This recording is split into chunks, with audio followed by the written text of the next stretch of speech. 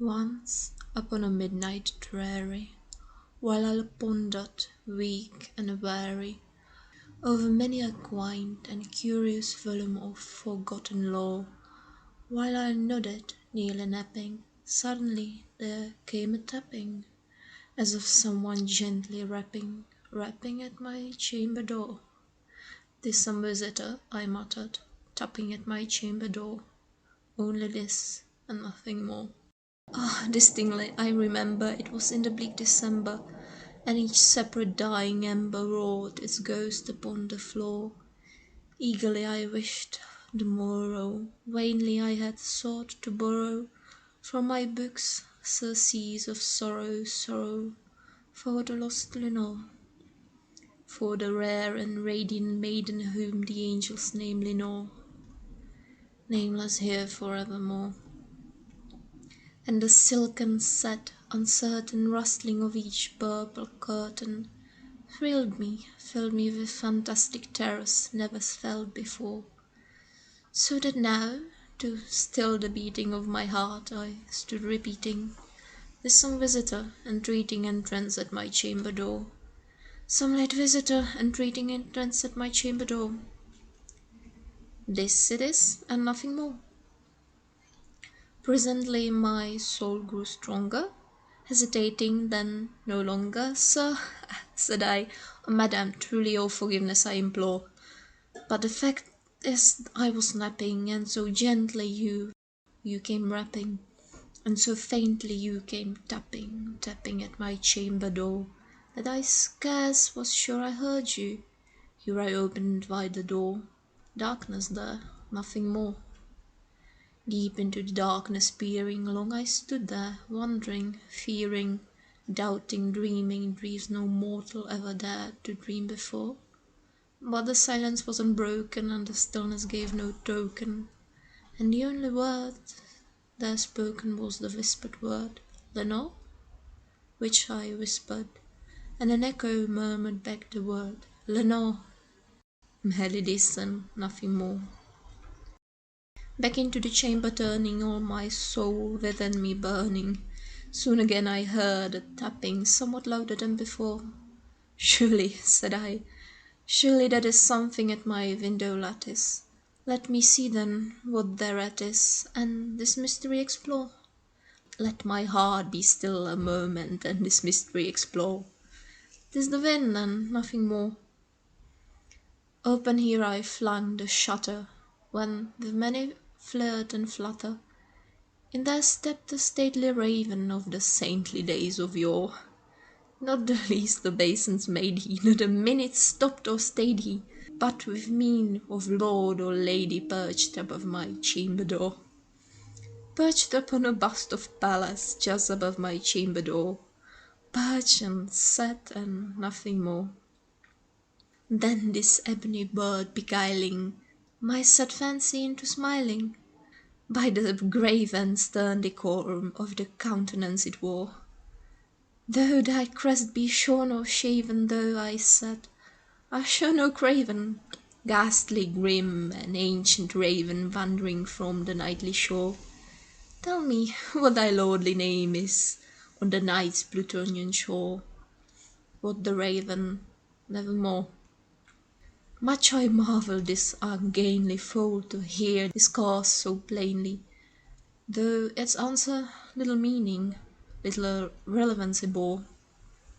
For we cannot help agreeing that no living human being ever yet was blessed with seeing bird above his chamber door, bird or beast upon the sculpted bust above his chamber door, with such name as Nevermore.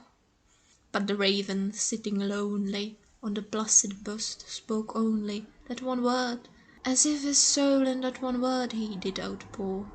Nothing farther than he uttered, not a feather than he fluttered, till I scarcely more than muttered, "Other friends have flown before. On the morrow he will leave me, as my hopes have flown before." Then the bird said, "Nevermore."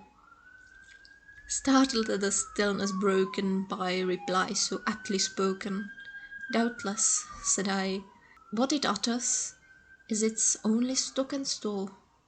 caught from some unhappy master, whom a merciful disaster followed fast and followed faster, till his song one burden bore, till the dirges of his hope then melancholy burden bore, of never, nevermore. But the raven still beguiling all my fancy into smiling, straight I wheeled a cushion seat in front of bird and bust and door. Then upon the velvet sinking, I betook myself to linking fancy unto fancy, thinking what this ominous bird of yore, what this grim, ungainly, ghastly, gaunt, and ominous bird of yore meant in croaking nevermore.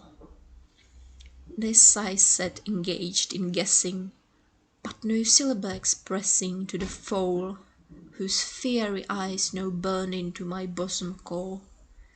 This and more I sat divining, with my head at ease reclining on the cushion's velvet lining, that the lamplight glowed o'er, but whose velvet violet lining with the lamplight glowed o'er. She shall press her nevermore. Then methought the air grew denser, perfumed from an unseen censer, swung by seraphim, whose footfalls tinkled on the tufted floor. Wretch, I cried, thy God has lent thee, by the angels he has sent thee, respite, respite and pity from thy memories of Lenore. Quaff, oh quaff this, kind nepenthe, and forget this lost Lenore. Quoth the raven, nevermore. Prophet, said I, thing of evil, prophet still if bird or devil, whether tempter sent or whether tempest tossed thee here ashore, desolate yet all undaunted, on this desert land enchanted, on this home by horror haunted, tell me truly, I implore, is there a balm in Gilead? Tell me, I implore. Quoth the raven, nevermore. Prophet, said I, think of evil, prophet still if bird or devil, by that heaven that bends above us, by that God we both adore. Tell this soul with sorrow laden, if within the distant Aidenn it shall clasp a sainted maiden whom the angels name Lenore, clasp a rare and radiant maiden whom the angels name Lenore. Quoth the raven, nevermore. Be that word our sign of parting, bird or fiend, I shrieked, upstarting, get thee back into the tempest and the nice Plutonian shore. Leave no black plume as a token of that lie thy soul has spoken. Leave my loneliness unbroken, quit the bust above my door. Take thy beak from out my heart, and take thy form from off my door. Quoth the raven, nevermore. And the raven, never flitting, still is sitting on the pallid bust of Pallas just above my chamber door, and his eyes have all the seeming of a demon that is dreaming, and the lamplight o'er him streaming through his shadow on the floor. And my soul from out that shadow that lies floating on the floor shall be lifted nevermore.